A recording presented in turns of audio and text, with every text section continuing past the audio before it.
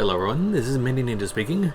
Welcome to what's effectively part 1 of this little bit of a modification project I'm starting right now, using the Final Form Cooler figure from, I believe, Series 16 of the Dragonsaurus toy line.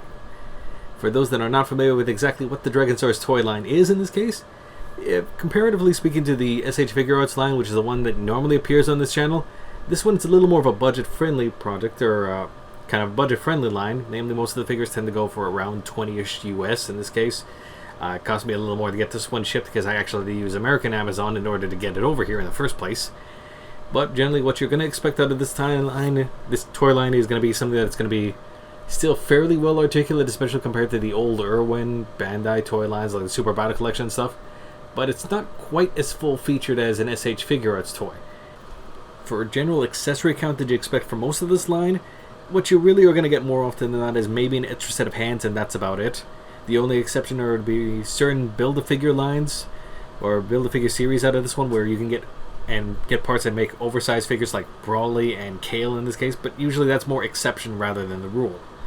Another thing which actually is a little more the rule in this case is you probably notice there's not much in terms of paint application on the cooler here, namely with the exception of his nails and the bluish gem bits. It's actually base plastic all around, to be totally honest on there.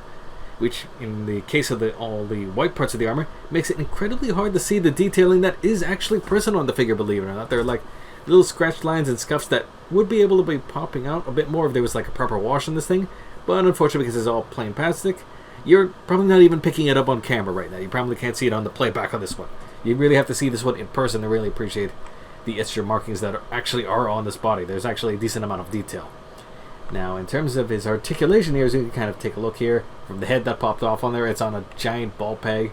The neck is on like a double-ended ball peg, but it doesn't move at all, really. Just maybe it's left to right a little bit, but no real up and down, and not much in terms of our other sides to sides.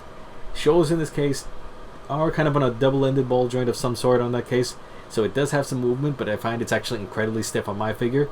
And also because of the armor there, you have limited rotation in this case, just because the armor keeps getting in the way. Really can kind of move a little bit back and forth at most on both shoulders, and the shoulders themselves are actually feeling like they're a bit of a ratcheted joint, which is a bit interesting. I was expecting a smoother motion, but at least that kind of means it's not going to come loose on you. Now the elbows are interesting here, and then that while they are indeed double joint on there, the upper elbow itself feels like a bit of a ratchet joint. Honestly, it clicks when you move it, where the bottom end is a bit of a more of a smooth motion, so that is something worth noting for later. The wrist joints themselves are basically nothing special. It's just kind of a very large ball joint, which means it is functional in this case, but it's nothing really special, so at least it's about standard what you expect. The upper body has kind of a rotating joint on that one. It's on a ball peg on that one. There is no waist articulation. Basically, they didn't want to break the sculpt. The hips themselves are admittedly really awful. I'm going to be totally frank. This is my first experience dealing with the Dragonsaurus figure, and it basically reminds me a bit of a very dodgy 1.0 sort of articulation joint. You can kind of move the hips up and down, in and out a bit, but the range itself is very limited, and at least on Cooler here, it seems they tend to get stuck in position really easily in this case. Getting a decent splits when you can get the thing to move, but the key word is when you can get them to move properly. So probably want to either have it, if for more dramatic stances, you want to have it supported with a stand, or you kind of want to have more a general stand period.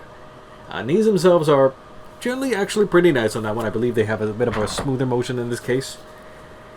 Actually, nope, my mistake. They're actually rotated. They're not actually ratcheted joints as well, which means they are going to hold their position very well, but you're not getting fluid motion in them. And the ankles are admittedly, they're ball joints themselves, not the double-ended ball joints they expect that it's on a Figuarts figure, so they're actually kind of awful. Makes it a little harder to stand Cooler at times, but they're functional at the very least. Now, what caught me off guard about Cooler is just how limited his tail motion actually is in this case. As you can kind of see, there is a ball joint, much like the SH Figuarts figure, that holds the thing together, but in this case, the ball joint is actually incredibly stiff. You can't really move it left or right a bit, and because of the way it's inserted in the tail, you can only really spin the tail around a bit at the base in there. You can't get it to stick really out in this case, and while they do have a few breaks in the tail sculpt in order to make it a little more movable, generally you're not going to get a lot of motion out of it. Here's a few quick size comparisons with some SH Figuarts figures here, and that's because I have more of them often than not handy. And it's worth noting that while the Dragonsaurus toy line tends to be a good deal taller, usually 6-inch figures, Cooler here at about his 6 3/4 actually fits in pretty well because he's supposed to be towering over just about everyone, except maybe the Brawlies in this case because they're absolute giants. So he actually fits in pretty well size-wise.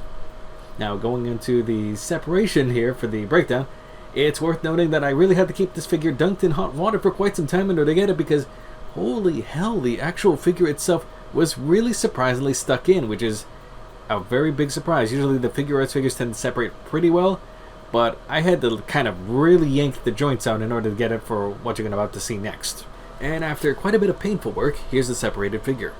Starting off from the quite literal top, we have the headpiece itself, which as you can see has an opening, a very large one at that. That is to accommodate the giant ball pegs that are on the end of the neck piece, which itself is made out of a notably rubbery plastic on there, which is going to need a little bit of a cleanup on the bottom one. As you can see, it's got some flashing on there, needs some cleaning on there. For the upper body itself, you can see the shoulders are still in place in this case because I honestly couldn't get them to pull out. They were actually so stuck in there that if I pulled any harder, I was afraid I was going to break something.